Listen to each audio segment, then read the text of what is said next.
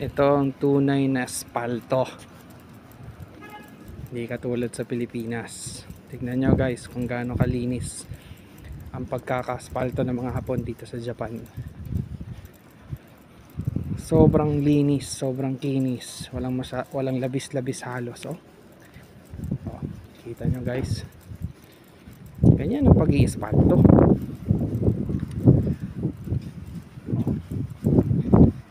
Hindi yung spaltong basta na lang. Kita mo? Ayan o. Walang natirang mga spalto na yung mga maliliit. Kita nyo guys. Yan dapat ang matutunan ng mga Pinoy. May land cruiser pa. Kita mo? Yan ang tamang spalto. So, thank you for watching.